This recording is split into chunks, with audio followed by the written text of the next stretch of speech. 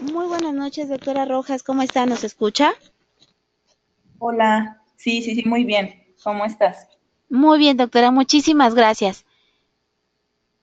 Ok, ahora sí, ya, ya me pueden ver y, bueno, escuchar y todo, ¿verdad? Sí, en un momento más le voy a ceder los privilegios de presentador para que nos haga favor de compartir su pantalla. Doctor Chagoyán, ¿nos escucha?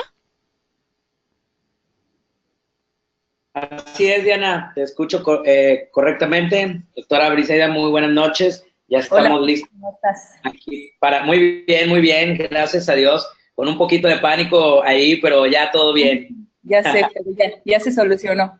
Sí, menos mal, pero ya estamos listos. Sí, Vale. gracias. Si En el les momento parece que bien, Diana nos... damos inicio con la conferencia. Perfecto, Diana, ¿me cedes los privilegios de presentación, por favor? Claro que sí, doctor. Muy buenas noches, queridos idontonautas. Les saluda su amiga Diana Montoya. Bienvenidos al aula virtual de inteligencia dental. El día de hoy con una interesante conferencia patrocinada por nuestros queridos amigos de COA. Es una nueva emisión del programa SABE. Es un gusto para mí presentarles al doctor Enrique Chagoyán. Muy buenas noches, doctor. Dejo a los idontonautas con usted. Bienvenidos.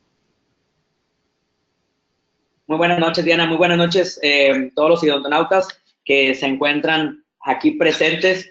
Primero que nada, darle la bienvenida a nombre del doctor Marco Vinicio Saldívar, presidente de la Asociación Mexicana de Endodoncia, a nombre del doctor Antonio Herrera de Luna y un servidor, Enrique Chagoyán Benavides, que somos encargados de la comisión de SABE, Seminario de Actualización Virtual en Endodoncia, en el mismo. Bien, vamos a pasar al calendario. Sabe, Ame, a la doctora Elizabeth Nadla, al doctor Rigoberto Pérez y ahora la presentadora magna del día de hoy, la doctora Briseida Rojas, con el tema de regeneración endodóntica. Vamos a ver al doctor Ricardo Martínez el siguiente mes y al doctor Roberto Sánchez Lara. Después, en enero del 2008, vamos a retomar con el doctor Norberto Juárez Brun, autotrasplante y reimplante dental. Y en febrero vamos a tener al doctor Francis Sabela con el tema Convim en endodoncia. Mucho ojo con esto. El horario que vamos a manejar va a ser a las 10 de la mañana, ¿ok? Precisamente por los cambios de horario de España y México, pero lo vamos a tener y lo vamos a estar anunciando con tiempo de anticipación. Muy importante también nuestro siguiente conferencista, el doctor Ricardo Martínez Pedraza, el patólogo. Bueno, también comentarles a todos van a requerir los puntos para la certificación del Consejo Mexicano de Endodoncia. Cada plática tiene un valor de .5. Por favor de solicitarlo enviando un correo al que viene aquí en pantalla, sabeamc@gmail.com. Y van a anotar ahí el nombre completo, la fecha de la plática a la que se asistió y si es miembro de la academia o de la Asociación Mexicana de Endodoncia. Sin más preámbulo, vamos a presentar a la doctora Briseida Rojas. Ella es egresada del Departamento de Odontología de la Universidad Autónoma de Tlaxcala, certificada de endodoncia del posgrado de endodoncia de la Universidad Autónoma de Tlaxcala con mención honorífica.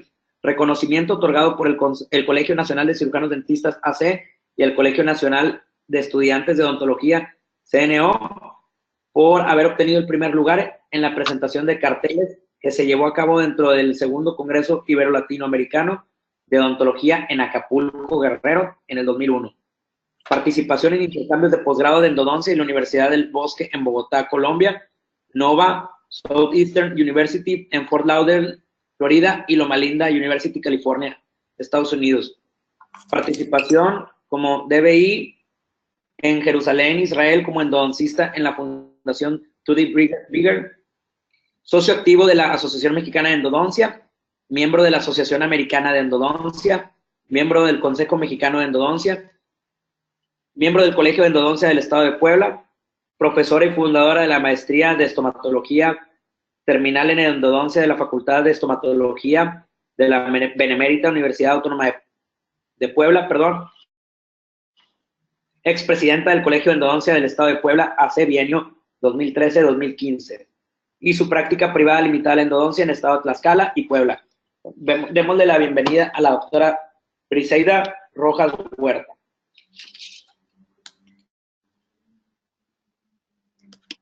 Hola. Oye, ¿sabes qué? Se cerró mi pantalla. No sé si la puedan ver.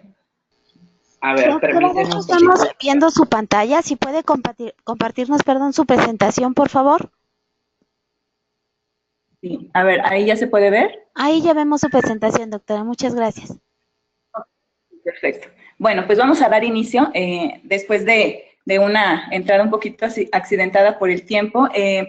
Lo que quiero compartir esta noche, bueno, ante todo quiero agradecer la invitación a este seminario que realmente nos ha dado muchos conocimientos y ha sido una plataforma que nos ha encaminado a actualizarnos y sobre todo a tener una idea mucho más clara de trabajos que se hacen en otros lugares, como en otros países, como lo que hemos visto anteriormente. Estoy muy agradecida por la invitación y bueno, vamos a entrar de lleno con el tema de regeneración endodóntica. Es un tema muy bonito, muy interesante y que ha tenido muchos avances tecnológicos en muy corto tiempo. Esto ha hecho que constantemente haya cambios en cuanto a los protocolos que se han realizado para realizar este tipo de procedimientos, por lo cual vamos a echar como un vistazo general acerca de cuáles son los tratamientos que se hacen, lo que se ha hecho y sobre todo hacia dónde nos podemos encaminar al realizar este tipo de procedimientos. Y bien, sabemos que la endodoncia nos ofrece retos diarios debido a la anatomía compleja que nos podemos enfrentar día a día.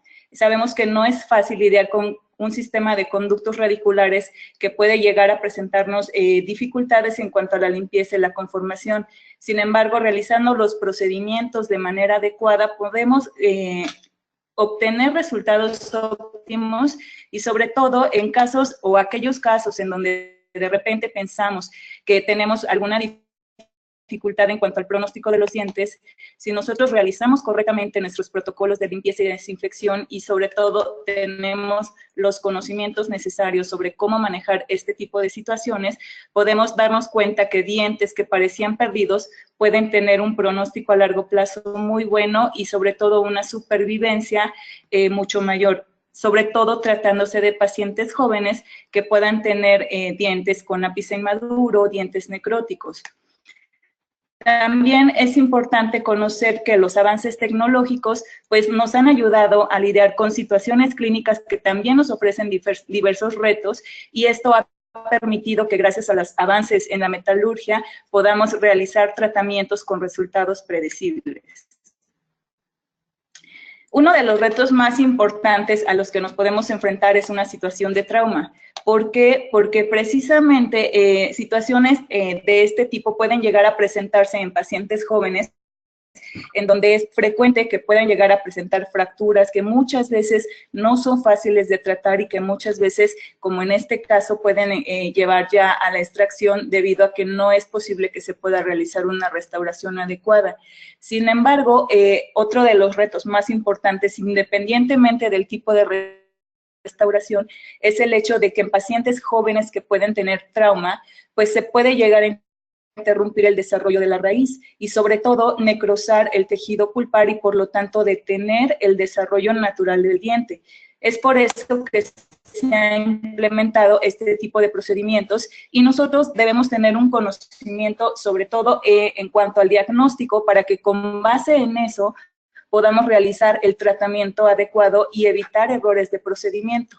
Si nosotros tenemos un diente con una pulpa vital, el tratamiento de elección es una terapia vital pulpar que consiste en un recubrimiento pulpar o una pulpotomía, ayudándonos de materiales como por ejemplo MTA o Biodentin, que son actualmente hoy por hoy los mejores materiales que tenemos en cuanto al sellado y que nos van a ofrecer un excelente resultado. Pero si nos encontramos con una pulpitis irreversible o una necrosis pulpar, pues aquí va a variar un poco el plan de tratamiento, ya que dependiendo del estado de desarrollo pulpar y también del estado natural del tejido que se encuentra dentro de ese espacio, pues vamos a determinar el tratamiento a realizar. Surge la regeneración endodóntica en un intento precisamente de tratar de generar tejidos dentro de un espacio que previamente pues estaba vacío, debido a que el daño provocado a la pulpa pues obviamente hace que este tejido se necrose y ya no cumpla con sus funciones naturales de seguir promoviendo tanto la formación del diente como la función natural como la sensibilidad que podemos llegar a tener. Entonces, la ingeniería de tejidos, pues, es una alternativa que nos permite restaurar, mantener y reemplazar las funciones biológicas de los tejidos dañados. Para que esto suceda, se necesitan 3 factores importantes y que son indispensables para poder realizar estos procedimientos, que son el hecho de tener presentes células madre, de tener factores de crecimiento que den las señalizaciones necesarias a estas células madre y también tener andamios que funcionan a manera de matrices biológicas que nos ayuden a que las células que estamos generando gracias a la señalización de estos factores de crecimiento puedan permanecer en el sitio en donde queremos que se regenere un tejido. Ahora, en cuanto a los nombres que se le han dado a este tipo de procedimientos, bueno, tenemos revascularización, revitalización, regeneración o endodoncia regenerativa. Se hizo una sugerencia de llamar a todos este tipo de procedimientos, independientemente del nombre, como REPS, para englobar todos estos tratamientos, que no son más que procedimientos biológicos que nos van a ayudar a reemplazar estructuras perdidas como dentina, como estructuras radiculares y también células del complejo pulpodentinario. Esto en dientes que presenten ápice inmaduro y que tengan una necrosis pulpar. Ahora, ¿por qué yo estoy nombrando el nombre regeneración y no revascularización? Bueno, pues de acuerdo a Wang, lo que sucede cuando nosotros hacemos este tipo de procedimientos es crear un ambiente que es favorable para que haya una migración celular que se presenta desde el área apical hacia el espacio del conducto radicular por medio de un coágulo sanguíneo que nosotros vamos a generar. Esto va a dar como resultado que haya una nueva formación de tejidos muy parecidos a cemento, a ligamento periodontal, hueso y dentina, y también algunas veces a pulpa. Pero no necesariamente quiere decir que va a haber una generación de vasculatura en este espacio y por lo tanto vamos a denominarlo como procedimientos de regeneración o regeneración endodóntica. Ahora, dependiendo del estado de desarrollo pulpar y de el grado del estado pulpar más bien y del desarrollo radicular, vamos a determinar el plan de tratamiento a realizar. Es decir, si nosotros tenemos un diente que ya tiene formado más allá de 2/3 del ápice o de la formación radicular y solamente tenemos un foramen apical abierto y el nervio o la pulpa está vital, pues aquí el procedimiento de elección es una apexogénesis, una terapia pulpar vital sin ningún problema. En estos casos no conviene realizar tanto procedimientos de regeneración porque una de las dificultades que podemos llegar a tener es que estos dientes pueden ser susceptibles a fracturas. Entonces, si ya tenemos una suficiente longitud radicular, como en este caso, pues es más conveniente realizar en una terapia vital pulpar o, si está necrótico, realizar procedimientos como tapón apical de MTA para poder regenerar y para poder generar sobre todo un cierre apical. No así en los casos en donde tenemos evidentemente una pérdida de hueso importante, una necrosis pulpar, incluso aquí se presenta con un tracto sinuoso, el ápice está muy abierto, no se ha terminado obviamente de formar la raíz, las paredes son sumamente delgadas. En estos casos sí optaríamos por realizar un procedimiento de regeneración y como lo vamos a ver a lo largo de esta charla, vamos a ver que son tratamientos que pueden tener resultados muy predecibles y sobre todo ayudar a que estos dientes puedan permanecer en boca en un mayor tiempo, darle un mayor tiempo de vida y que pacientes jóvenes no pierdan órganos dentarios prematuramente, ya que también es importante considerar que son pacientes que no han terminado su crecimiento craneofacial y por lo tanto en una extracción a una edad temprana pues nos puede generar otro tipo de problemas protésicos y que puedan llegar a dificultar este tipo de tratamientos de restauración. tanto por cuestiones estéticas como para cuestiones emocionales y psicológicas del paciente. Entonces, lo más conveniente es tratar de mantener estos dientes. Ahora, dentro de las características comunes para que puedan realizarse procedimientos de regeneración, es importante que sepamos realizar un correcto diagnóstico. Esto lo podemos hacer con pruebas de sensibilidad, con oximetría de pulso, flujometría láser Doppler, que nos van a ayudar a determinar realmente si existe o no vitalidad dentro de ese conducto. Y también es importante que podamos comprobarlo ya sea con toma de radiografías, con CONBEAM y con este tipo de alternativas como la flujometría que nos ayudarían a determinar si existe o no vitalidad dentro del conducto. Si nosotros tenemos estas características de necrosis pulpar, evidencia de un ápice inmaduro, falta de desarrollo radicular, paredes sumamente delgadas, entonces es cuando podemos emplear estas estrategias.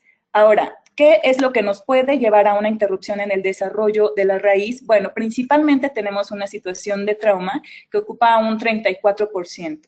Esto, obviamente, el momento en el que el paciente sufra un traumatismo en un estado de desarrollo puede necrosar la pulpa y, por lo tanto, interrumpir el desarrollo. Otras situaciones que también lo pueden llegar a provocar es la presencia de alteraciones de desarrollo como el dense vaginatus o densivaginatus y la presencia de caries y iatrogenias que podemos llegar a provocar nosotros como dentistas. Insisto, si no hacemos un correcto diagnóstico, podríamos incluso equivocar el plan de tratamiento y un diente que podría manejarse como con una terapia vital pulpar, la podríamos confundir y esto podría ser detrimental en cuanto al pronóstico de estos pacientes.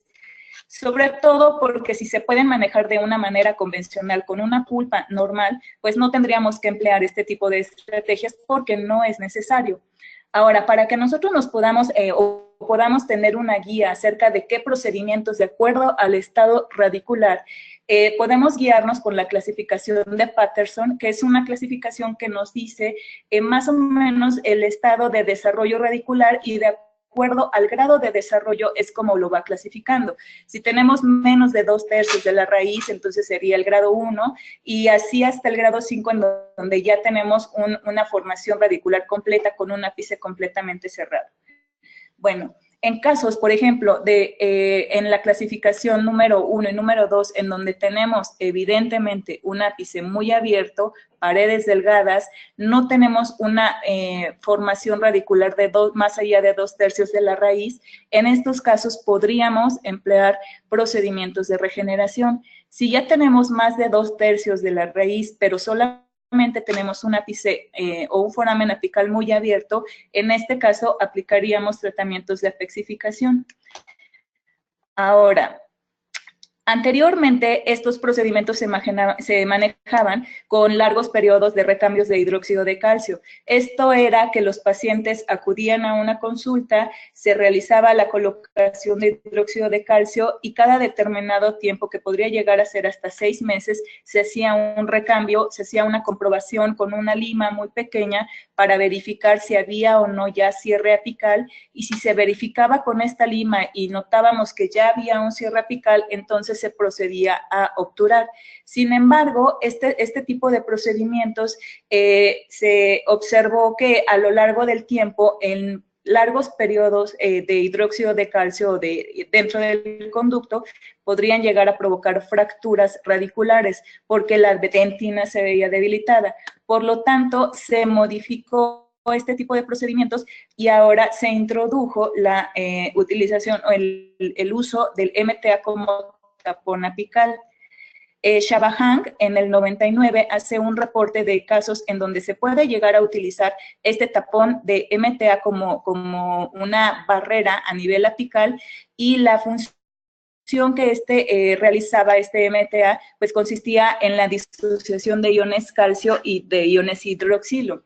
En este caso, los iones calcio, al interactuar con los tejidos periapicales y con células de tejidos periapicales, provocaban señalizaciones necesarias que ayudaban a que estos dientes pudieran llegar a formar un tejido mineralizado alrededor del material. Este fue probablemente el primer caso que yo realicé con tapón apical cuando estaba estudiando en el posgrado, en donde me enfrenté a un diente necrótico, evidentemente con una lesión periapical, pero con una muy buena longitud radicular. En este caso hice el tapón apical y debido a que era muy amplio este foramen, hubo una extrusión del material, pero a pesar de eso, después de un año de seguimiento, pude observar que en la parte superior del MTA, del tapón de MTA, hubo un cierre apical y formación de un tejido mineralizado. Hay que recordar que estos casos necesariamente tienen que ser reforzados a nivel del tercio medio debido a que estos dientes podrían ser susceptibles a fracturas.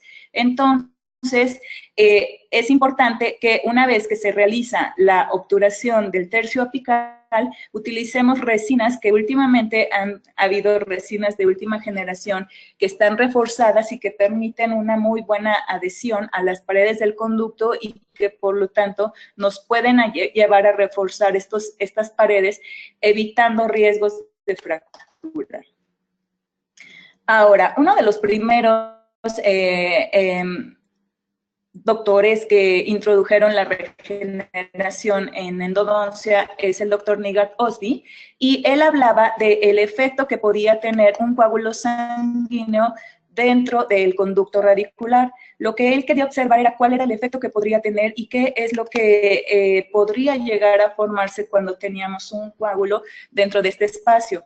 Él observó dentro de sus investigaciones que podía llegar a formarse un tejido conectivo fibroso. No había una reparación como tal, sin embargo, este tejido conectivo fibroso ocupaba el espacio radicular y esto era por medio de la formación de un coágulo sanguíneo como primer paso en la reparación del tejido pulpar dañado.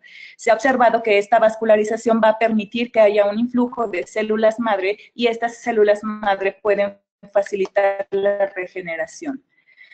Dentro de los primeros reportes publicados acerca de procedimientos de revascularización que se llamaban en este momento, fue un reporte de Iguaya en el 2001, en donde pudieron observar que en dientes necróticos que tenían incluso la presencia de un tracto sinuoso, al realizar este tipo de procedimientos podían generar un tejido y por lo tanto reportaron que la apexogénesis podría ocurrir incluso en dientes con pulpa necrótica.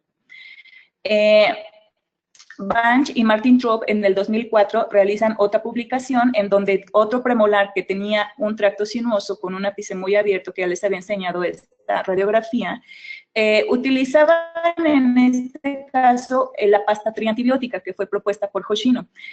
Esta pasta está formada por 3 medicamentos antibióticos que son el metronidazol, la ciprofloxacina y la minoxidilina. Ellos en su protocolo utilizaron hipoclorito a la máxima concentración, esta pasta triantibiótica que fue dejada por 3 semanas dentro del conducto radicular y posterior a esto se hizo la colocación de más bien la provocación del sangrado dentro del conducto, la colocación de MTA en el tercio cervical y posteriormente una resina. Ellos observaron que después de 24 meses obtuvieron un perfecto cierre apical. El tipo de tejido que se formó, pues en este momento todavía no lo sabíamos y al ratito vamos a observar en cortes histológicos qué tipo de tejido se puede llegar a formar. Esta es la publicación en donde él mencionaba el uso de la pasta triantibiótica con estos 3 medicamentos y la manera en cómo se podían llegar a mezclar. Ahora, vamos a tener que regresarnos un poquito a nuestra histología básica porque necesitamos saber de dónde pueden llegar a provenir las células madre que permiten la regeneración endodóntica. Y bien, dentro del estado de casquete, en el desarrollo de los órganos dentarios, podemos reconocer 3 estructuras básicas y principales que van a formar el diente en general, que es el órgano dental que va a formar el esmalte, el folículo dental que va a formar a los tejidos periodontales y la papila dental que va a ser la encargada de formar a pulpa y al complejo pulpodentinario. En el estadio de histodiferenciación y morfodiferenciación vamos a reconocer otras estructuras que también son sumamente importantes, que es el epitelio dental externo y el epitelio dental interno. Estos van a dirigirse hacia apical formando un diafragma o una asa cervical que va a ser la encargada de formar la vaina epitelial de Herwig. A medida que esta vaina epitelial empieza a proliferar y estas células empiezan a crecer, estas se dirigen hacia la parte apical del diente para que se pueda llegar a formar la raíz como tal. En la parte coronal ya tenemos a los odontoblastos que están formando dentina, a los ameloblastos que están formando esmalte y en la porción central la pulpa que ya se está diferenciando poco a poco para que se pueda llegar a terminar la formación radicular. Sin embargo, cuando nosotros tenemos un proceso que interrumpe este desarrollo radicular, nos podemos encontrar con casos en donde el diafragma epitelial se va a quedar así como tal. Este diafragma va a dictar la forma que van a tener los dientes, es decir, si van a ser uni o multirradiculares. Entonces, en la parte más apical de estas proyecciones, vamos a encontrar a la papila apical, como lo podemos ver en este tercer molar extraído, en donde la papila apical se puede despegar fácilmente de la porción terminal de la raíz. La importancia de esta papila apical es que va a tener una circulación colateral, es decir, que puede llegar a sobrevivir en casos en donde exista una necrosis pulpar. En este caso, por ejemplo, que es una paciente joven que tiene un tracto sinuoso, que tiene ápice inmaduro, paredes delgadas, puede haber ingreso de bacterias a través de ya sea un proceso carioso o la fractura generada, y esto hace que haya una diseminación de bacterias dentro del espacio del conducto, pero con la presencia de la papila que se encuentra muy apical al ingreso de estas bacterias, podemos tener supervivencia y por lo tanto, esta puede ser la fuente de células mesenquimales que van a ser las que van a originar la regeneración. En este reporte por Sonoyama, podemos observar que en un corte histológico tenemos pulpa con las células que sabemos que se pueden presentar en pulpa. Más abajo de la pulpa, entre la unión de la pulpa y la papila apical, existe una zona que ellos denominan zona rica en células, y por debajo de esta tenemos la papila apical. Ahora, esta papila apical va a tener el potencial de generar células que son parecidas a odontoblastos cuando se pueden llegar a estimular y por lo tanto pueden ser la fuente primaria para la formación de dentina radicular. En este estudio lo que vieron fue que cuando se llegaban a estimular con ciertos marcadores, podían observarse que esta papila podía generar células muchísimo mayor que la propia pulpa dental. De ahí la importancia de la fuente de células y de factores de crecimiento que se pueden llegar a encontrar en esta papila apical. Ahora, estas células madre, ¿qué características van a tener? Bueno, una de las características principales es que son capaces de autorrenovarse y otra característica es que cuando se dividen, las células hijas van a tener las mismas características de la célula progenitora. Las podemos dividir en tres principales que son totipotentes, pluripotentes y multipotentes. Las totipotentes y pluripotentes las podemos encontrar en embriones y evidentemente no se pueden realizar estudios en este tipo de células porque sería éticamente incorrecto. Sí se ha observado que estas pueden ser capaces de desarrollar un individuo nuevo o diferenciarse en cualquier tipo celular, pero no es posible realizar estudios con este tipo de células. Lo que sí es que podemos encontrar células multipotentes que estas también tienen la capacidad de diferenciarse o formar otros tejidos y esta la podemos encontrar en tejido fetal, en cordón umbilical y lo más importante para nosotros es que las podemos encontrar en células madre de la pulpa dental. Un nombre que debemos considerar mucho y que no se nos puede olvidar es la plasticidad de las células madre. Esto quiere decir que estas van a tener la habilidad de producir células de diferentes tejidos. Ahora, la fuente de estas células van a ser de nichos de células madre que se encuentran alrededor de los órganos dentarios y esta va a depender, o la diferenciación va a depender de los factores de crecimiento que se van a liberar por el microambiente del tejido dental. Diógenes nos hacía un esquema en donde podíamos observar las diferentes fuentes de estas células madre. Se han hecho muchos estudios de células madre de la médula ósea y la que nos interesa a nosotros son las células madre de la papila apical, las células madre de la pulpa dental, las células madre de dientes deciduo y también las células del folículo dental, que son las principales encargadas de realizar regeneración o de generar un nuevo tejido. De las principales que podemos encontrar en pulpa son las células de la pulpa dental, que tienen la habilidad de diferenciarse en células parecidas a odontoblastos y que pueden llegar a formar complejos pulpodentinarios. Las células de la papila apical también se ha observado que cuando se estimulan con dexametasona y se suplementan con fosfatos inorgánicos, tienen el potencial de diferenciarse en dentina o en odontoblastos o células muy parecidas a odontoblastos. Ahora, en cuanto a los factores de crecimiento, bueno, estos factores de crecimiento los vamos a encontrar en el coágulo sanguíneo que nosotros vamos a estimular en el momento de realizar un procedimiento de regeneración. Este coágulo sabemos que es rico en fibrina, fibronectina y vitronectina, y estas son moléculas que van a permitir la adhesión de una osteoconducción. También se ha observado que en la dentina podemos encontrar este tipo de factores y que esto va a ayudar a que pueda llegar a generarse también a través de la estimulación en dentina, la liberación de estos factores de crecimiento. El coágulo va a servir como un andamio para que las células madre puedan migrar al conducto radicular y estos generar la formación de tejido mineralizado. Estos factores de crecimiento son proteínas que se encuentran en la superficie celular que van a producir señales que inducen a la proliferación de las células madre. Y esto lo hacen de tal forma que estas puedan ser capaces de sintetizar y secretar una matriz mineralizada. Los principales factores de crecimiento que podemos encontrar son el factor de crecimiento transformador beta, la proteína morfogenética ósea y el factor de crecimiento de fibroblastos. Cada uno, si se dan cuenta, tiene un nombre que va a dictar prácticamente el efecto que va a realizar. Es decir, el factor de crecimiento de fibroblastos, pues evidentemente se va a encargar de estimular el crecimiento de fibroblastos.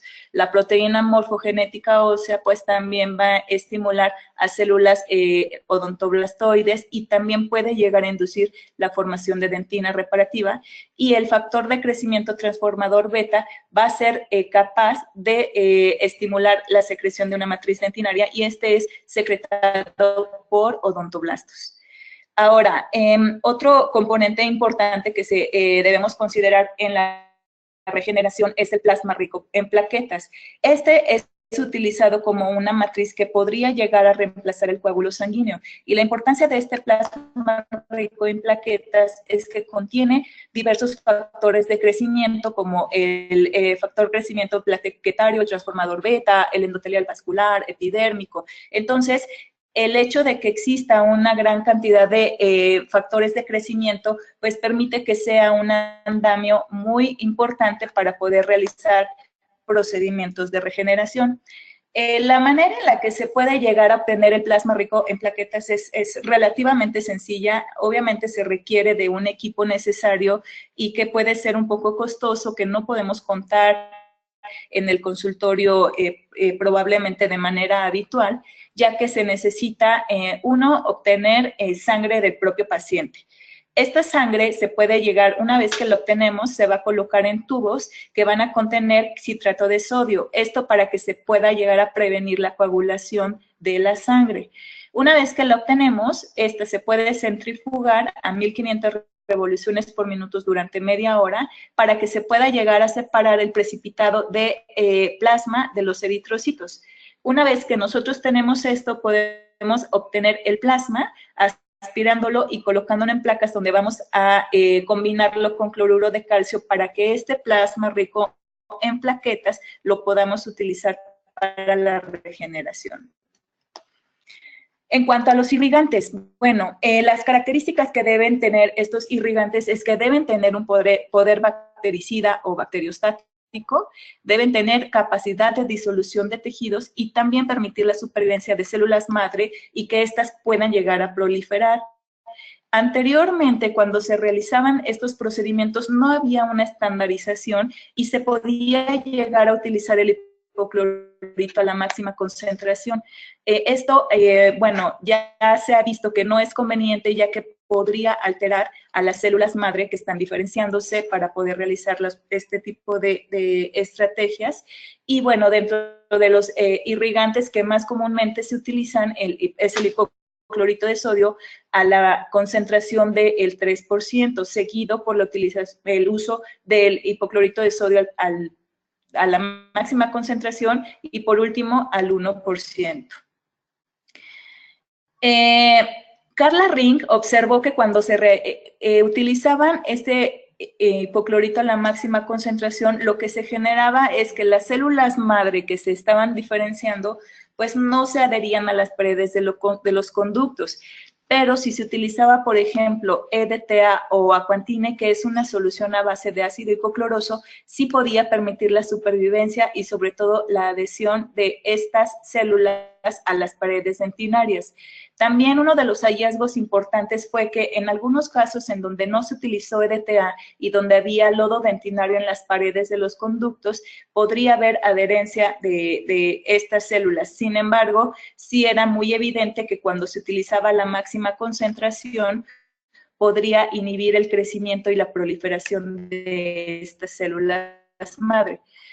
Otro estudio realizado por Treviño hizo la observación de que el EDTA puede llegar a promover la supervivencia y la adhesión de las células madre de la papila apical en paredes de conductos radiculares. Otro de los hallazgos importantes en este artículo fue que la clorexidina al 2% es citotóxico para las células de la papila apical, por lo tanto, esta se tiene que erradicar y no se debe utilizar cuando queremos realizar procedimientos de regeneración. Lo ideal es utilizar el hipoclorito de sodio a una baja concentración para que este hipoclorito pueda desinfectar conducto, para que se pueda generar la estimulación de células madre, factores de crecimiento, y esto ayude a la regeneración tisular.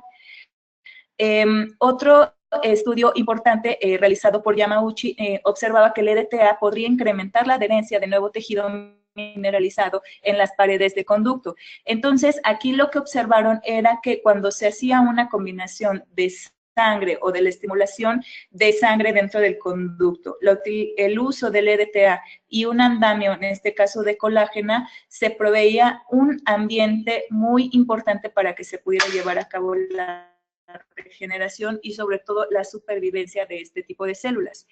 Este artículo probablemente sea uno de los más importantes en cuanto a el uso del hipoclorito de sodio, ya que con este se demostró que cuando los utilizamos a una concentración de un 1.5%, fue una concentración ideal, ya que es la concentración que menos efectos tuvo sobre la supervivencia de las células madre. Otro hallazgo importante fue que cuando se utilizaba el hipoclorito de sodio a esta concentración y se adicionaba con EDTA, esto era capaz de generar una mejor proliferación, como que el EDTA ayuda a que por sí solo el hipoclorito de sodio a una baja concentración no afecta a las células madre, y cuando se utiliza en combinación o seguido del uso del EDTA, había una mayor proliferación celular. Por lo tanto, es una combinación muy conveniente en el momento de realizar nuestros protocolos de desinfección en casos de dientes con ápice inmaduro.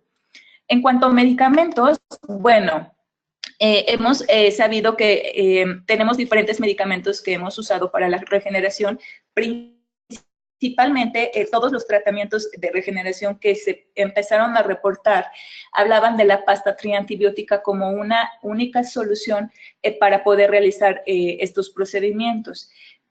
Otro medicamento que es muy común utilizar es el hidróxido de calcio. También se puede llegar a utilizar formocresol, sin embargo, el formocresol no se ha visto que tenga ningún efecto en la regeneración, por lo tanto, pues no se debe utilizar. Y otros en menos cantidad era el uso de pasta triantibióticas modificadas, es decir, se quitaba alguno de los antibióticos, en este caso la aminociclina, y se podía utilizar con otro tipo de medicamentos como amoxicilina o como clindamicina para formar una pasta triantibiótica, pero modificada. Otro era el uso de pastas diantibióticas, en donde aquí se erradicaba totalmente la aminociclina. ¿Y por qué se tiene que erradicar la aminociclina?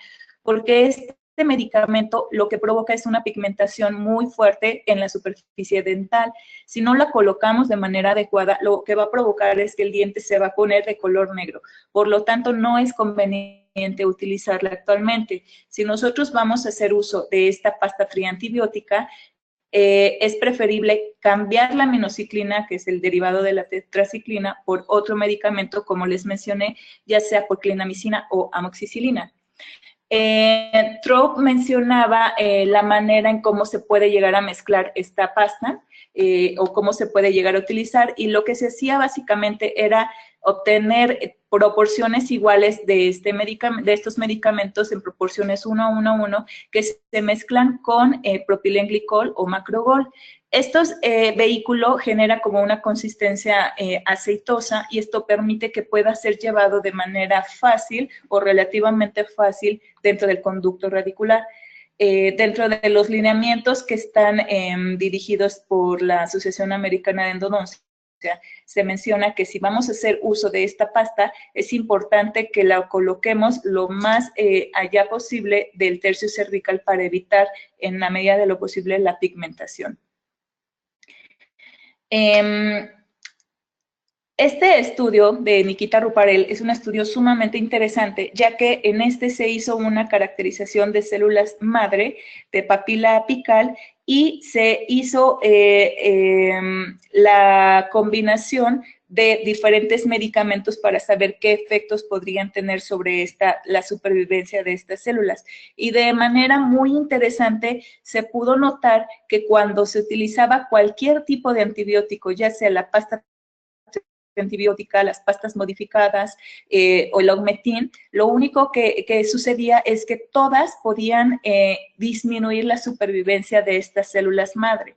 Otro medicamento que se utilizó en este estudio fue el hidróxido de calcio, y de manera muy, no sorpresiva, porque sabemos de las propiedades del hidróxido de calcio, bueno, pudimos observar que ese medicamento que hemos utilizado como un medicamento intraconducto durante toda nuestra vida, pues es fue en este estudio el único capaz de permitir no nada más la supervivencia, sino la proliferación celular. Por lo tanto, nosotros actualmente sugerimos el uso de este hidróxido de calcio como medicamento intraconducto, suprimiendo el uso de pastas triodiantibióticas. En cuanto a los andamios, bueno, las características que deben tener los andamios es que van a funcionar a manera de una matriz biológica. Esto quiere decir que se va a formar una red, que es una red tridimensional, que va a tener la función de realizar un soporte a las células que se pueden llegar a regenerar. Las características principales o los materiales principales que podemos obtener en cuanto al uso de andamios son polímeros naturales, en donde podemos tener aquí la colágena, polímeros sintéticos como el ácido poliláctico, matrices extracelulares, biocerámicos como el fosfato de calcio e hidrogeles que pueden contener materiales como colágeno natural, fibrina y ácido hialurónico. Estos son algunos de los reportes en donde hemos visto las características de todos estos tipos de andamios.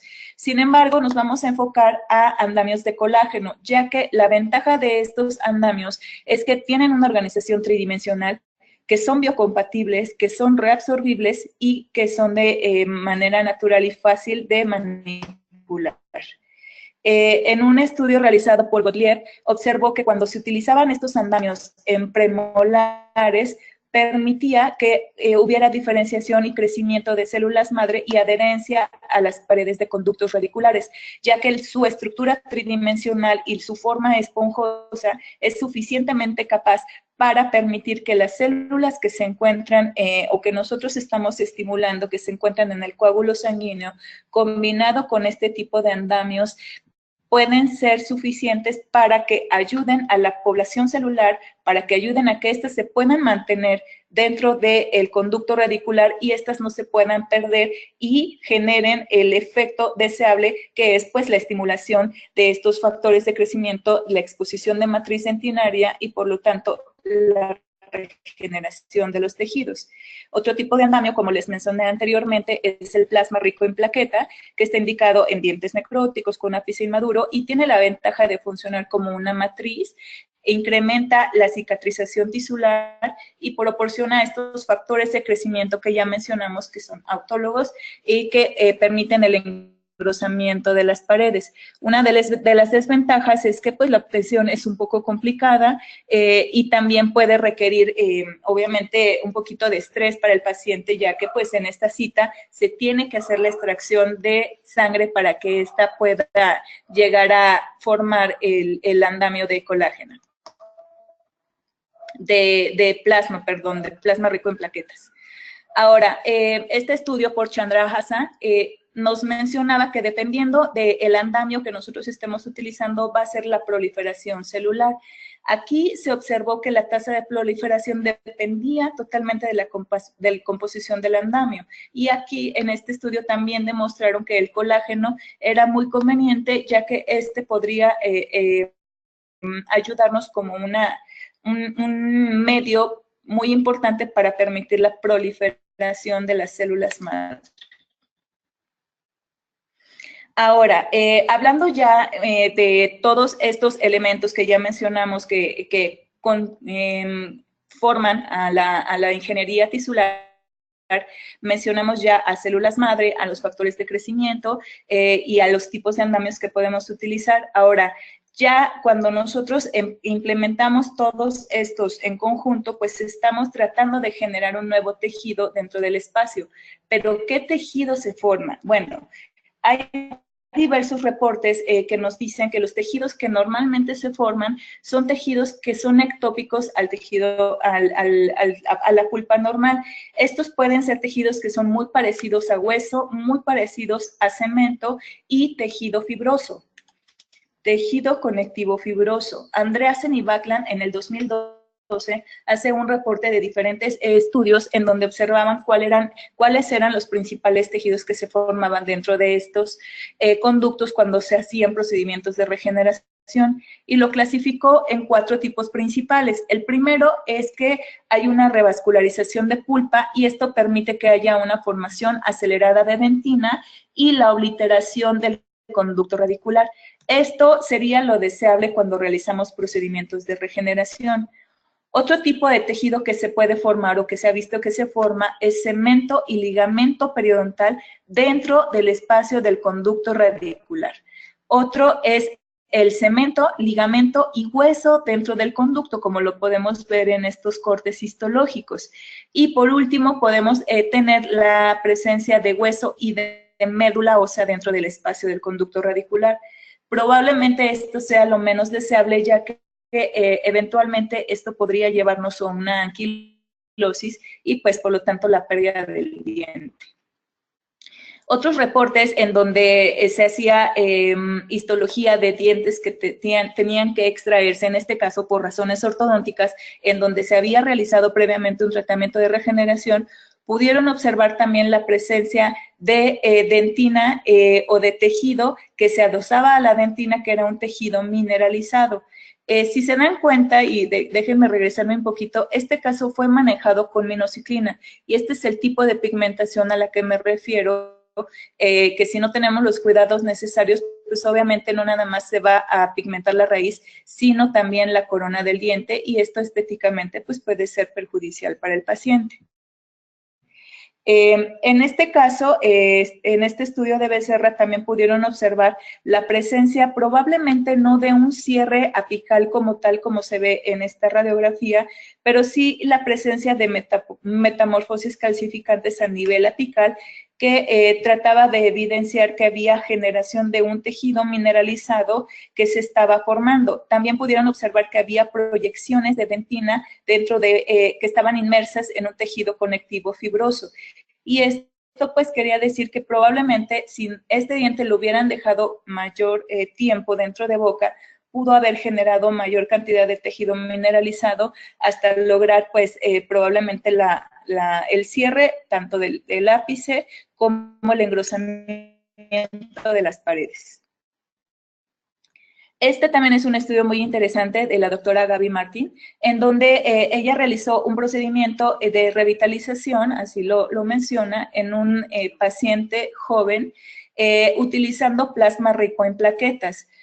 Por razones de una fractura en la corona del diente, este diente tuvo que ser extraído y se pudo realizar la histología. Lo que observaron en todos los cortes histológicos en las dos raíces era que había presencia de un tejido calcificado prácticamente obliterando toda esta raíz, como se puede observar en este corte. Quizá faltaba el cierre apical, sin embargo, podemos ver cómo el engrosamiento de las paredes se estaba generando y prácticamente en algunos puntos se había cerrado completamente. Ahora, ¿qué tipo de tejido se formó? Bueno, ya al realizar diversos cortes histológicos, pudieron observar que el tejido mineralizado que se formó era un tejido parecido a cemento y tejido conectivo fibroso. No se observó una pulpa como tal o un tejido parecido a pulpa como tal, pero sí la presencia de un tejido mineralizado, lo que nos puede llevar a decir que fue un tratamiento exitoso, probablemente no con una formación de pulpa como tal, pero sí con esta formación de un tejido que evidentemente está ayudando a reforzar las paredes, está evitando que este diente sea susceptible a una fractura pronta. En este caso obviamente se fracturó porque el paciente pues era un paciente joven y estos son riesgos que se pueden llegar a correr cuando se realizan este tipo de procedimientos. Pero aquí lo importante es observar que cuando se realiza estos procedimientos sí se genera un tejido mineralizado. Hay otros reportes, por ejemplo, de Yamauchi en el 2011, donde utilizando el mismo protocolo que era el uso de sangre, de EDTA y de andamios de colágena, en algunos casos esto fue en estudio en perros, del mismo diente, pero en diferentes raíces, en algunos casos sí podían observar el cierre apical, como lo vemos en esta imagen y en la imagen en donde sí había evidencia de un cierre apical, pero había otros en donde no se generaba cierre apical para nada, incluso utilizando el mismo protocolo. Sin embargo, hubo otros cortes en donde se pudo observar la presencia de dentina asociada a tejido mineralizado. Y esta dentina asociada a tejido mineralizado tenía proyecciones, que estas proyecciones son proyecciones de tejido mineralizado que están inmersas en la matriz de dentina expuesta y por lo tanto este tejido pues propiamente va a ser el que eventualmente va a provocar el engrosamiento de las paredes de los conductos. Ahora, en cuanto al futuro de la regeneración, bueno, hay que considerar que tomando en cuenta todos los factores que ya hemos mencionado a lo largo de esta charla, pues es importante conocer que tenemos una fuente importante de células madre, que estas pueden ser influenciadas por factores de crecimiento endógenos, que también es importante conocer el uso de andamios bioactivos que pueden estar enriquecidos con nanopartículas que nos van a ayudar a mantener por un mayor tiempo a estos andamios dentro del conducto y por lo tanto permitir una mejor proliferación celular. También es importante conocer que tenemos alternativas actualmente como MTA o como Biodentin que nos van a ayudar a regenerar y que nos van a permitir que haya un reforzamiento a nivel cervical y el uso de restauraciones finales que también deban ser suplementadas con resinas de última generación que tienen factores importantes que van a ayudar a reforzar estas paredes. Probablemente dentro de las dudas que existen mayor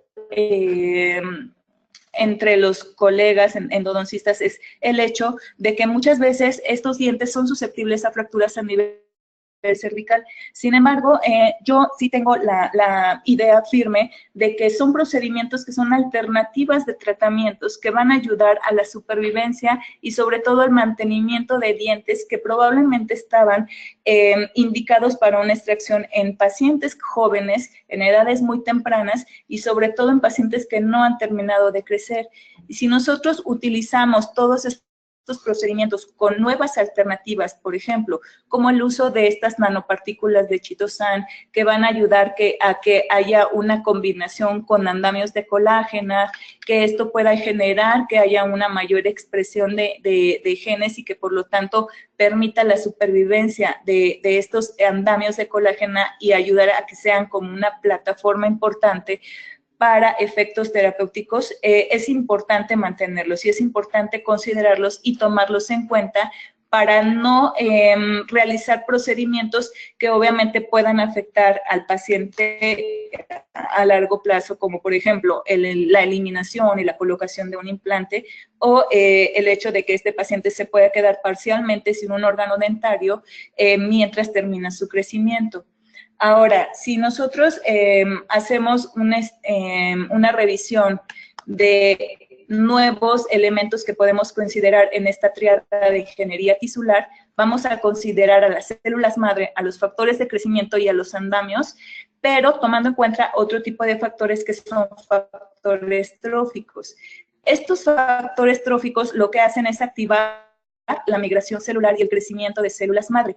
Las podemos encontrar en factores de crecimiento parecido a la insulina, a la quiniosina ligando 14 y proteína 1. Lo que sucede es que cuando existe una exposición de la matriz orgánica de la dentina, cuando hay una exposición de esta matriz orgánica y una combinación de células madre con los factores tróficos que se encuentran presentes en esta dentina, estos van a ser capaces de permitir una autorreparación del diente. Entonces, hay que considerar como nuevos elementos de la tríada en regeneración a los factores tróficos, a las células madre, a los nichos dentinarios, a la señalización molecular y a la presencia de andamios enriquecidos con nanopartículas. Por último, ya para prácticamente terminar con esta charla, les voy a dar los lineamientos que están dictados por la Asociación Americana de Endodoncia. Son los protocolos que la Asociación Americana ha dictado y que son básicamente procedimientos que nosotros podíamos tomar en cuenta como guía para poder realizar los procedimientos de regeneración. Inicialmente, como les mencionaba al inicio de la plática, es importante establecer el diagnóstico de necrosis pulpar.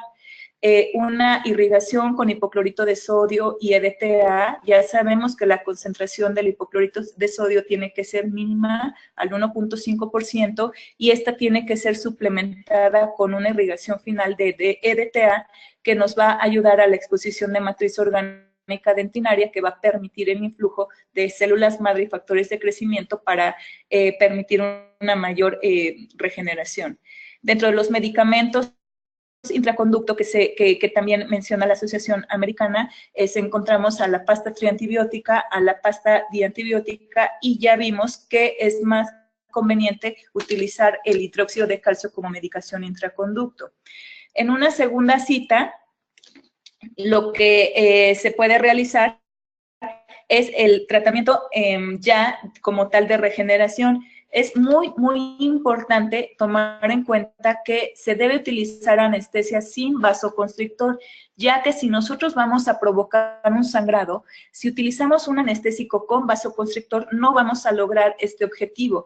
Es importante que en la segunda sesión utilicemos mepivacaína al 3% y esto va a ser suficiente para que podamos obtener una buena anestesia y sobre todo que nos permita una provocación de sangrado sin ningún inconveniente.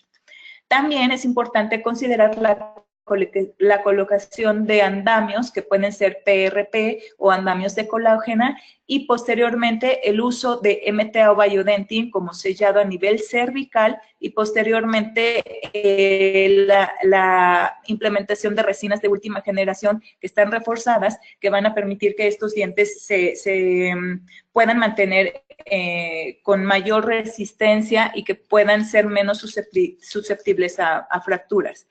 Hace poco, en el posgrado de endodoncia de la UAP, en donde yo doy clase, hicimos un estudio utilizando diferentes medicamentos para el reforzamiento a nivel cervical. Utilizamos resinas como el Sonic Fill y observamos que este tipo de resina es muy, muy buena y que se puede utilizar para reforzar a los dientes. Comparado con resinas convencionales, nos ofrecía una muy buena alternativa y debe ser importante considerarla como una alternativa para poder realizar la obturación de estos conductos y el reforzamiento a nivel cervical y la reconstrucción final de estos dientes. Y bien, pues vamos a terminar la plática con dos casos clínicos que han sido para mí de los más importantes y de los más interesantes que he realizado de regeneración.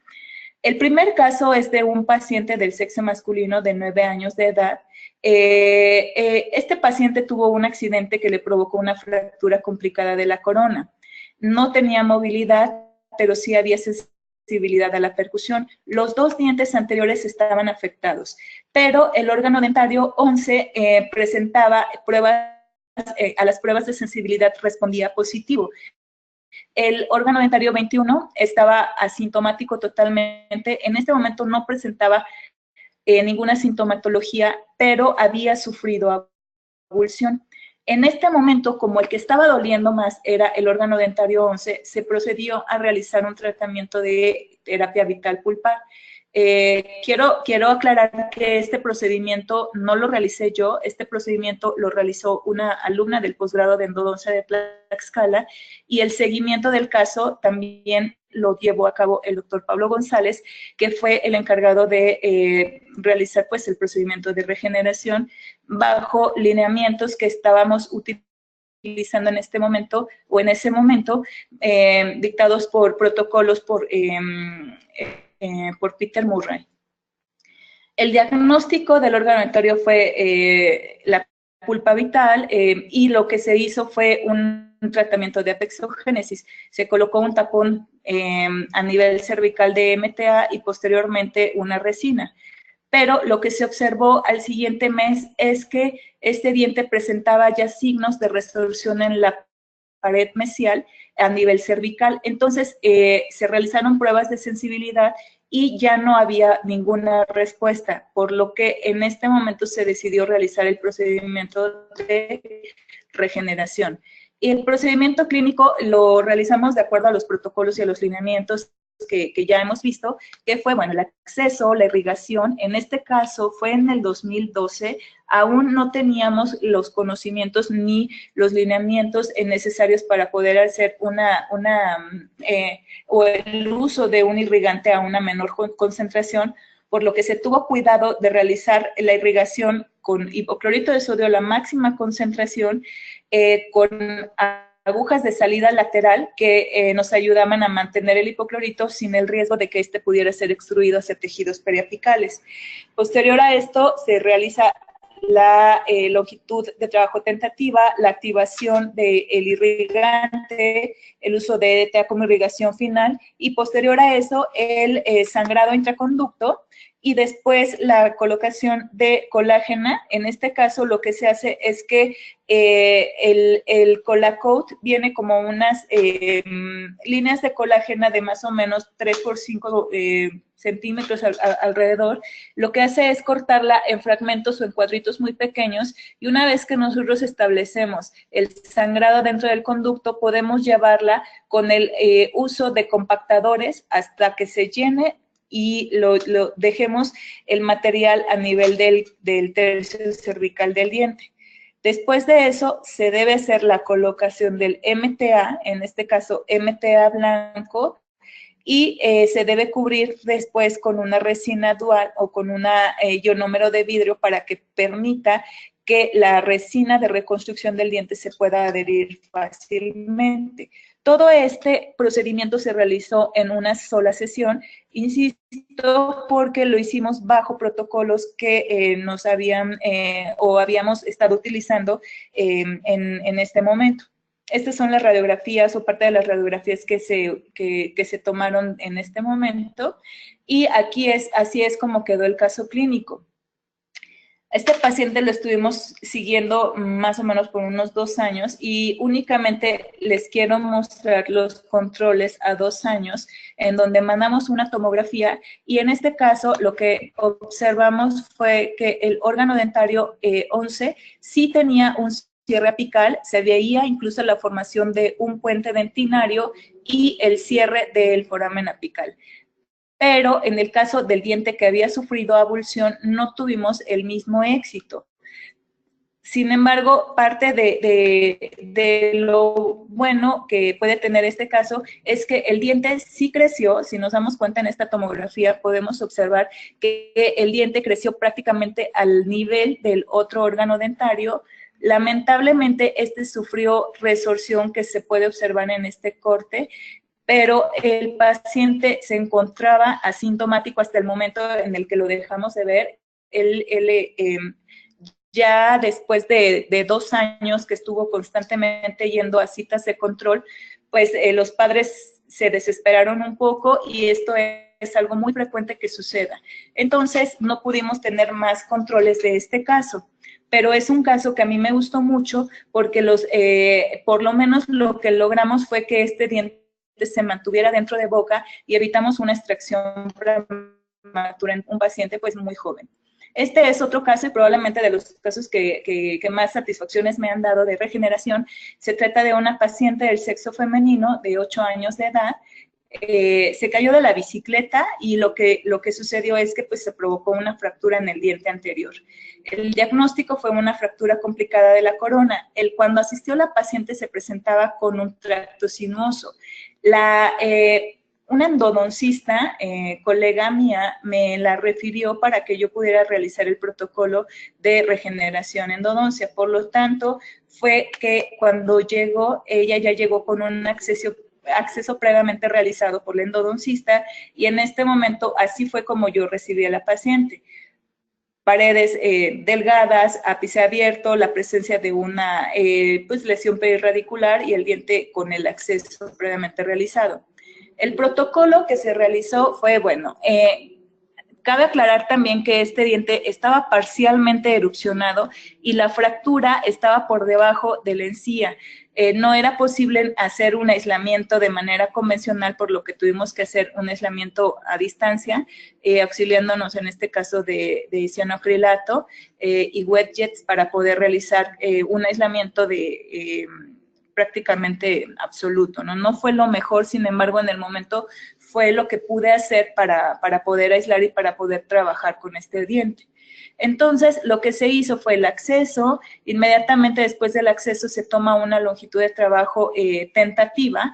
Hay que recordar también que el localizador de ápice no nos va a dictar para nada una correcta longitud en estos casos. Entonces, nada más se hace como que una medición tentativa, se toma una radiografía para saber hasta dónde podemos llevar nuestro irrigante y hasta dónde podríamos llegar a estimular el sangrado para realizar la segunda cita para realizar el procedimiento de regeneración. En este caso se utilizó también hipoclorito de sodio y también utilizamos Q-Mix como irrigación final, que sabemos que es una solución que contiene EDTA. Se colocó hidróxido de calcio por 2 o 3 semanas, alrededor de 2 o 3 semanas, y después de esta cita observamos que la paciente ya no presentaba el tracto sinuoso, por lo que en la segunda cita se procedió a establecer nuevamente anestesia sin vasoconstrictor, el establecimiento del sangrado intraconducto, el uso nuevamente de colágena en porciones pequeñas hasta rellenar el conducto, y posteriormente colocar MTA y una torunda de algodón húmeda para que éste pudiera fraguar, y en otra tercera sesión se realizó la reconstrucción final. Todo eso, ese procedimiento, es importante que tengamos un seguimiento muy exhaustivo, ya que si nosotros le dejamos la reconstrucción final a un dentista, probablemente no va a saber de lo que estamos o lo que estamos haciendo y puede llegar a confundirse.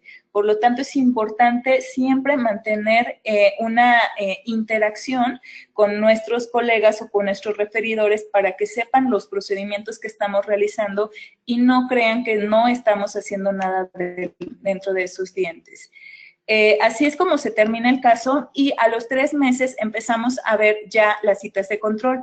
En este caso, el caso se había terminado en diciembre y a los 3 meses se citó a una primera cita de control en donde ya pudimos ver evidencia de cierre apical.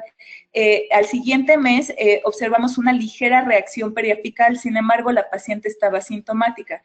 Si observan, aquí fue un poco complicado poder realizar el selle de esta resina a nivel de la pared distal, debido a que, insisto, seguía todavía con el diente parcialmente erupcionado. Lamentablemente, la paciente se muda de ciudad, que eso es otra cosa que también puede suceder, y entonces aquí pues tenemos que ayudarnos de nuestra amplia red de amigos y colegas a nivel nacional, para que en caso de que esto llegue a suceder, pues podamos apoyarnos y ayudarnos para poder llevar un control de estos casos. En este caso, quiero agradecer también al doctor Bruno Conejo, que me ayudó a darle seguimiento a esta paciente. Bueno, pero antes de que se mudara, mandamos a tomar una tomografía y en esta tomografía pudimos ya observar la evidencia de calcificación, de la presencia incluso de un puente dentinario, del cierre apical y de la resolución de la lesión periapical. Pude realizar el seguimiento de esta paciente hasta esa fecha y posteriormente, cuando se muda, empezamos a tomar radiografías de control con ayuda del doctor Bruno cada 3 meses. Y entonces aquí, si nos damos cuenta, comparando con el caso terminado en diciembre del 2012, en febrero del 2015 ya teníamos una longitud ideal, es decir, que estamos cumpliendo con los lineamientos dictados por todos estos estudios y por la Asociación Americana de Endodoncia, en donde nos menciona que los objetivos principales es permitir tanto el engrosamiento de las paredes como el crecimiento de la raíz y el cierre apical. Estos son controles. En mayo del 2015 también ya teníamos a la paciente completamente asintomática. En noviembre del 2015 ya no había evidencia de lesión, se realizaban pruebas de sensibilidad. La paciente en algunos momentos reportaba que sentía, en otros momentos no, pero vaya, esto no es tan creíble porque muchas veces la sensibilidad puede deberse ya sea a tejidos de ligamento periodontal o células que se pudieran llegar a expresar como odontoblastos, pueden tener algunos canales vaniloides que van a ser suficientes como para generar un potencial de acción y por lo tanto recibir un estímulo y confundir esta respuesta positiva a una respuesta de vitalidad. No necesariamente puede ser así, sin embargo, es evidencia de que puede ser que haya una regeneración incluso de tejido nervioso dentro de los conductos. Hay que darle un poquito de crédito a este tipo de procedimientos. En abril del 2016 podemos observar prácticamente el diente completamente sano. Aquí ya se permitió realizar el sello de esta raíz. Este es en octubre del 2016. Y el último control que tenemos es en mayo de este año. Este año ya decidimos realizar los controles cada 6 meses, ya que la paciente se encuentra totalmente asintomática. Incluso ella menciona que pues ya no quiere ir al dentista porque ella se siente muy bien, no hay dolor, no hay evidencia de lesión perirradicular, el diente no tiene movilidad, no hay signos de anquilosis y sí una evidencia de reparación. Por lo tanto, podríamos considerar un tratamiento exitoso. Y bueno, pues como conclusión, es importante conocer que el éxito de estos procedimientos de endodoncia regenerativa lo vamos a valorar cuando exista evidencia de la eliminación de los síntomas y de la regeneración ósea. También lo vamos a evaluar cuando tengamos casos, ay, perdón, pero está un poquito trabada la computadora, cuando tengamos un incremento del grosor de las paredes y el crecimiento apical. En el mejor de los casos, también obtener respuestas de vitalidad y aquí ya está funcionando. Respuestas de vitalidad que podrían decirnos que estamos obteniendo buenos resultados. Y bueno, pues también tratar de utilizar los nuevos factores importantes que últimamente se han utilizado últimamente o estudiado últimamente para poder realizar estos procedimientos. Existe todavía mucha controversia en cuanto a los protocolos sugeridos y esto quiere decir que hay que hacer mucho más investigación para que podamos tener evidencia de mejores resultados. Y si nosotros vamos a hacer este tipo de procedimientos, pues es importante que nos basemos en los procedimientos que nos han mostrado o demostrado tener mejores resultados a largo plazo. Por lo tanto, pues tratar de seguir dentro de lo poco que pudimos aprender en esta hora, los lineamientos que prácticamente se están siguiendo actualmente. Les agradezco muchísimo su atención. Este es mi correo electrónico. Si tienen o quisieran alguno de los artículos que se mencionaron a lo largo de la charla, por supuesto que se los puedo brindar. Solo escríbanme a mi correo y sin ningún problema yo se los envío en el momento que lo necesiten. Muchas gracias. Muchísimas gracias, doctora Briseida Rojas, por esta interesante información que nos compartió el día de hoy. Agradecemos a nuestros queridos amigos de COA Internacional, quienes patrocinaron esta conferencia. Muchísimas gracias, doctor Enrique Chagoyán. Le cedo los micrófonos y le cedo los privilegios de presentador. Les recordamos, queridos idontonautas, que con su conexión en la plataforma GoToWebinar, su CADI se acredita y lo verán reflejado en 48 horas.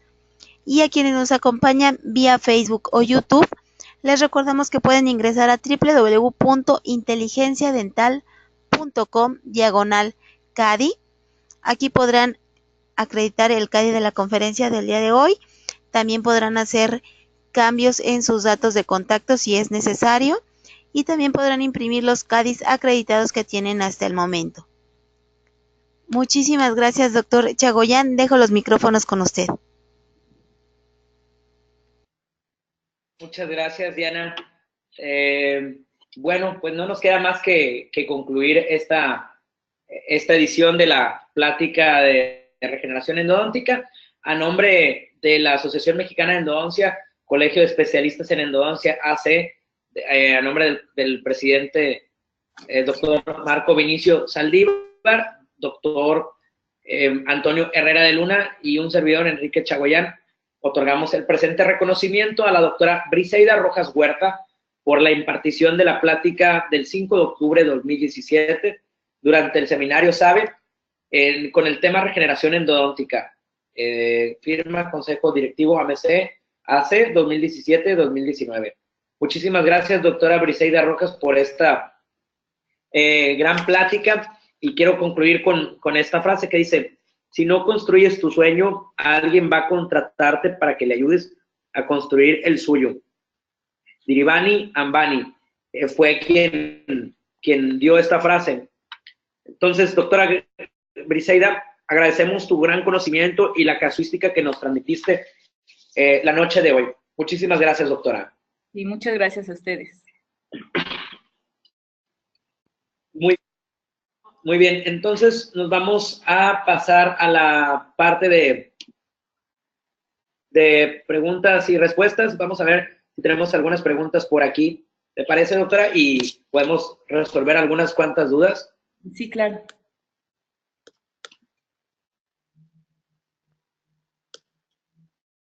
Muy bien. Por aquí, la doctora Ana del Valle manda saludos desde República Dominicana. El doctor Carlos Miranda, excelente conferencia y gracias al máximo nivel. Tenemos una pregunta aquí, doctora. Dice, buenas noches, ¿cuántos días recomienda esperar entre la primera y segunda cita? Diversos autores publican diferentes días entre estas citas, entonces, ¿cómo saber cuál es el tiempo adecuado?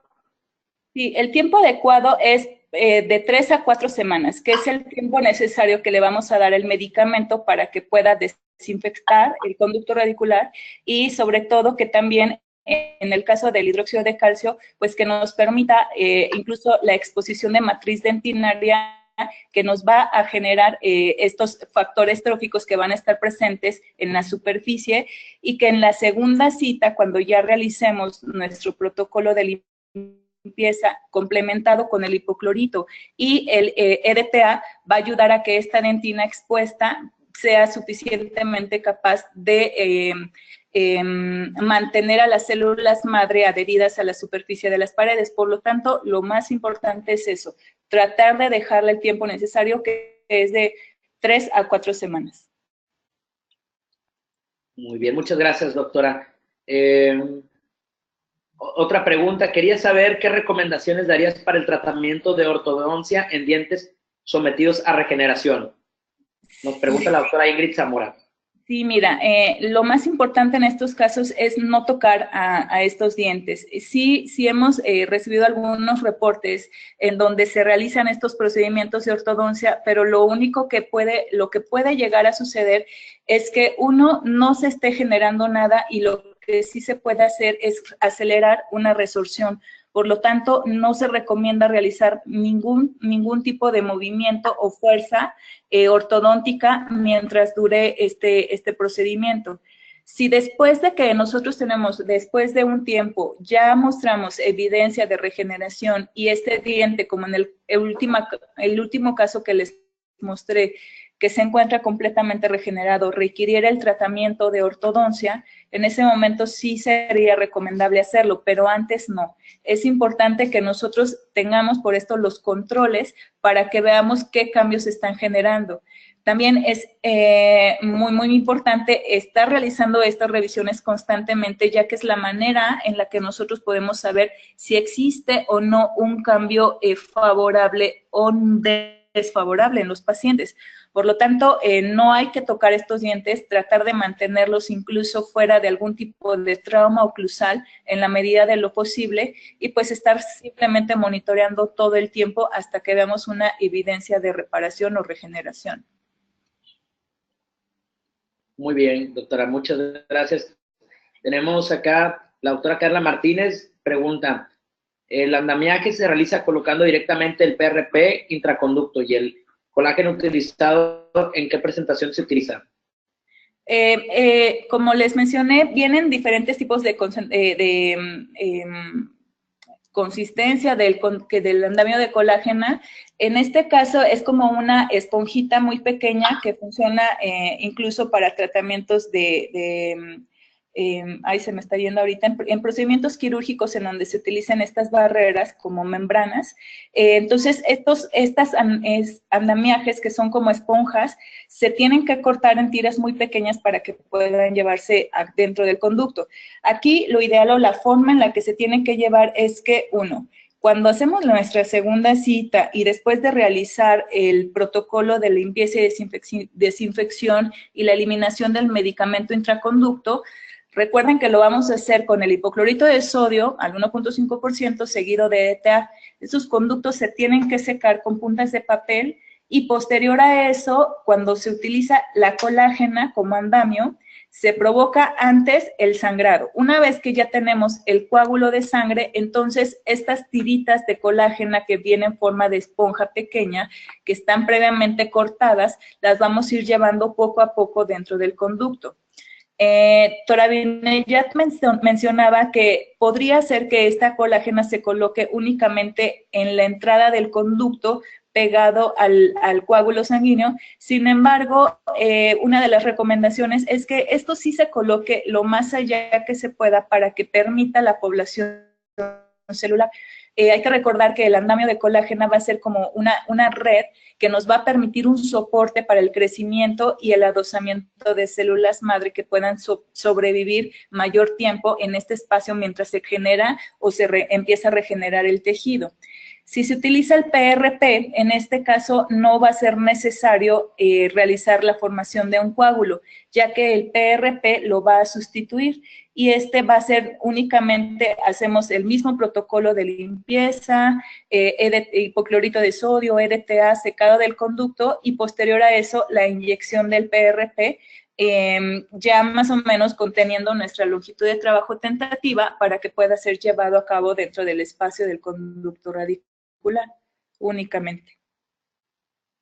Gracias, doctora. También tenemos otra pregunta del doctor Ángel Medeles. Pregunta, ¿cómo sellar en el transcurso del tratamiento en la parte coronaria? No sé si se refiere al momento de estar realizando el procedimiento entre una y otra cita. Si es así, bueno, lo ideal es colocar ya sea una IRM o una resina de manera provisional. Y si ya se va a realizar la restauración definitiva después del procedimiento, bueno, tratar de utilizar resinas que sean resinas de última generación que tienen mucho mayor fuerza y moléculas que son más fuertes que van a ayudar a reforzar estos dientes. Ahora, si el diente está muy afectado en cuanto ya sea que se produjo la necrosis por caries muy grande o una fractura y este diente amerita una restauración más invasiva, sí recomendaría la colocación de una restauración que nos proteja las cúspides, porque si no nos va a pasar lo que se ha reportado en algunos casos de una fractura radicular. Por lo menos necesitamos alguna restauración, sobre todo en dientes posteriores, que nos ofrezcan protección cúspidea para evitar el riesgo de fractura. Perfecto. Aquí tenemos una pregunta de la doctora Adriana. Nos dice que buenas noches, ella está en Ciudad de México y que dónde consigue el colágeno, y otra pregunta, si existe la posibilidad de obliteración radicular como efecto secundario. Sí, bueno, respondiendo a la segunda, sí. Incluso en el último caso que pudimos ver, prácticamente teníamos una obliteración del conducto. Aquí probablemente una de las preguntas que va a surgir en este caso es si ese diente llegara a enfermar y sobre todo necesitáramos posteriormente de colocación de un poste, pues eso sí sería un poquito complicado. Sin embargo, si existe una obliteración, pues quiere decir que se está generando ahí un tejido y lo importante de esto es vigilar la restauración, porque como en cualquier procedimiento endodóntico convencional, sabemos que uno de los factores importantes para el éxito de los procedimientos clínicos endodónticos es que exista una perfecta restauración que evite microfiltración y que esto pueda comprometer el pronóstico de nuestros tratamientos de endodoncia. Y lo del colágeno, bueno, las membranas del Colacoat, en México no las podemos conseguir, pero hay una alternativa que se llama Membracel, que si la buscamos en internet, son membranas también de colágeno que están adicionadas con otros medicamentos que podrían llegar a utilizarse y que pueden ser benéficos para utilizar en procedimientos de regeneración. Entonces, se llama Membracel. Si gustan, también me pueden contactar para que yo les pase la dirección en donde pueden conseguir este tipo de membranas o de andamios.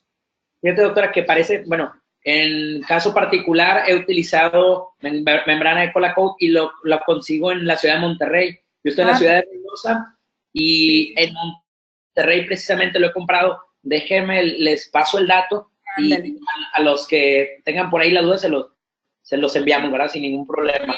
No se consigue tan fácilmente, pero hay algunas ciudades en donde sí la podemos llegar, en este caso en Monterrey, que está muy cerca incluso también de la frontera, probablemente Tijuana, o sea, a ciudades que tienen más acceso a Estados Unidos, pues puede ser que la consigan con mayor facilidad. Perfecto. Por acá tenemos otra pregunta a través de la página de Facebook y nos preguntan que el colágeno que se utiliza para poner en el alveolo después de una extracción, ¿se puede utilizar? Sí, sí se podría utilizar. Sí, sí, sí. Funcionaría de la misma forma que un andamio de colágeno. Sería una alternativa también muy útil para estos procedimientos. Muy bien, la doctora Alejandra Heredia nos pregunta, que no le quedó muy claro si mencionaba que se realiza tratamiento en un diente con pulpitis reversible y por qué. Yo creo que ahí... Sí, lo que mencioné al principio es que dependiendo, obviamente, el diagnóstico de la pulpa y el estado de desarrollo radicular van a ser importantes para poder realizar este tipo de procedimientos. Si, por ejemplo, tenemos una pulpitis irreversible y tenemos un caso de un diente que tiene todavía el diente con el ápice abierto, probablemente ahí lo que podemos realizar es un tratamiento de tapón apical, a eso me refería, o sea, eliminar la pulpa porque eventualmente esta pulpa está provocando dolor, entonces no podemos dejarla allí porque ya es una pulpitis reversible, pero si tiene el ápice abierto, en este caso el tratamiento de elección podría ser el uso de un tapón apical. Si está necrótico, en este caso, y también tenemos el ápice abierto, y vemos que, de acuerdo a la clasificación de Patterson, la longitud radicular no es suficiente para poder realizar un tapón apical, en estos casos el tratamiento cambiaría y aquí podríamos realizar un procedimiento de regeneración. Muy bien, hay muchas felicitaciones, muchas más preguntas, doctora. Saludos desde Bucaramanga, perdón. Desde Miami, el doctor Ronaldo Salas desde Querétaro manda saludos. Y por acá, la doctora Cianya Torices, ¿puede existir alguna alteración después de la regeneración? ¿Después de una regeneración se debe realizar posteriormente un tratamiento de endodoncia? Son dos preguntas. Sí, si nosotros estamos obteniendo sintomatología, sí.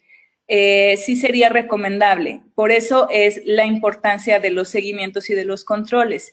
Si por alguna razón este diente sí se regeneró, pero no se ha obliterado completamente y cae en una pulpitis o en una necrosis o lo que sea, es necesario realizar el procedimiento. Si está asintomático, no es necesario que nosotros, una vez que generamos un tejido, lo intervengamos, porque lo único que vamos a hacer es que podemos alterar el tejido que nosotros estamos generando o que ya generamos con este procedimiento.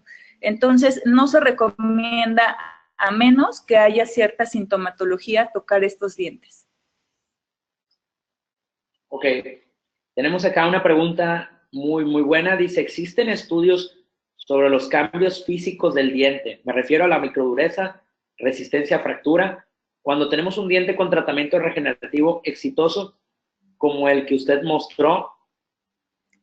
Mira, en este caso yo no tengo actualmente alguna literatura que podría mencionar acerca de los cambios en la microdureza. Seguramente deben existir. Sería muy interesante nada más que me diera el contacto el doctor para que podamos estar en contacto para poder resolver esta duda. Obviamente estamos generando un nuevo tejido que es un tejido distinto a una pulpa, como les mencioné en los estudios reportados por Andreasen.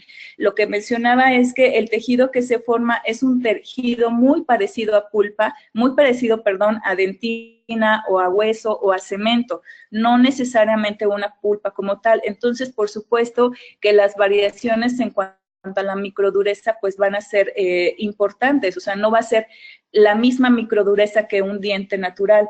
Sin embargo, algún reporte o algo que yo les podría decir con certeza en este momento no, pero sí tiene que haber ciertos cambios y alteraciones. Ok, gracias, doctora.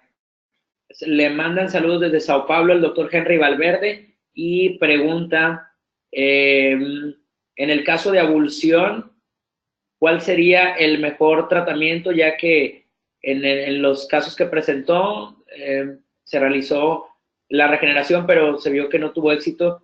Entonces, ¿qué sería lo más indicado? Sí, muchas veces, bueno, aquí el problema de este caso, en un diente con una abulsión, recuerden que uno de los principales factores en un diente abulsionado es el tiempo. En este caso, si es un diente que se reimplanta inmediatamente después de la abulsión, va a tener mucho mejor pronóstico que un diente que ha permanecido mayor tiempo fuera de boca, que ha sufrido desecación del ligamento periodontal y que tendría que recibir algún tratamiento, probablemente con Endogain, para que ayude a que exista una regeneración y sobre todo no haya un daño a la superficie radicular. Pero aquí dentro de los factores importantísimos en cuanto a abulsión es uno, principalmente el tiempo. Ya sabemos que entre menos tiempo fuera de boca, mejor pronóstico. Otro factor importante es el medio en el que este diente pueda permanecer mientras está fuera de boca. Ya se han visto muchos estudios en donde dentro de lo más recomendable es, si no tenemos otras alternativas, colocarlo debajo de la lengua o en leche o en solución salina para evitar que haya daño a la superficie radicular. Pero definitivamente si este diente permanece más tiempo fuera de boca, como lo fue en el caso que les mostré, pues sí sufrió daño al ligamento periodontal y por lo tanto pues no fue un caso exitoso. Ahora, otra cosa que complicó este tratamiento es que independientemente del tiempo que estuvo fuera, pues tenía el ápice abierto. Entonces, esto complica todavía más el tratamiento. De hecho, probablemente dentro de las indicaciones o contraindicaciones más bien que existen en procedimientos de regeneración es el tratamiento de dientes con abulsión. Sin embargo, en este caso trató de darse la oportunidad a este diente para que pudiera sobrevivir o pues permanecer el mayor tiempo en boca. Pero vaya, hay que considerar que muchas veces no es posible generar un tratamiento de regeneración, valga la redundancia, en estos casos, porque pues ya vimos que lo que yo mostré, pues en este caso pues no tuvo mucho éxito. Pero vaya, definitivamente dentro de los factores importantes es el tiempo que va a permanecer fuera de boca. Muy bien, muchas gracias, doctora Briseida. Pues yo creo que por cuestión de tiempo, todavía hay muchas preguntas más, pero se las haremos llegar por correo electrónico para que a cada uno les esté contestando de una manera muy personal. Hay muchos saludos desde Ecuador, desde Greenville, y pues bueno, lamentablemente el tiempo pues se nos ha terminado. Sin embargo, estamos esperanzados para la siguiente plática y que en un futuro nos pueda volver a acompañar con incrementos de esta casuística de regeneración endodóntica, doctora Briseida. Sí, muchísimas gracias. A nombre del doctor Marco Vinicio Saldívar, a nombre del doctor Antonio Herrera Luna y a nombre de un servidor Enrique Chagoyán, le damos las gracias por haber acudido al llamado y por estar aquí pues en el largo trabajo de la docencia y de mostrarnos estos interesantes casos, doctora. Sí, de nuevo agradecemos bastante. Buenas noches. Muy buenas noches, doctora, y que tengan excelente noche. Agradecemos a Inteligencia Dental, a COA Internacional. Mandamos diferentes saludos a los posgrados, a las universidades, a los doctores de práctica general, a los de endodoncia exclusiva. Y pues no nos queda más que despedir. Diana, ¿cierras tú, Diana? Claro que sí, doctor. Muchísimas gracias. Gracias, doctora Briseida Rojas, por esta interesante información. Gracias, doctor Chagoyán. Agradecemos a nuestros queridos amigos de COA Internacional, a la Asociación Mexicana de Endodoncia, Colegio de Especialistas en Endodoncia. Pero sobre todo ustedes, queridos idontonautas, que se conectan de todo nuestro país y de países hermanos latinoamericanos. Fue un verdadero placer recibirles el día de hoy en esta su aula virtual y más en el ciberespacio. Les agradecemos mucho su tiempo, confianza y preferencia. Nos encantará encontrarles próximamente en esta su aula virtual para que disfruten de las interesantes conferencias que tendremos en vivo. Se despide su amiga Diana Montoya, que tengan una excelente noche. Hasta pronto.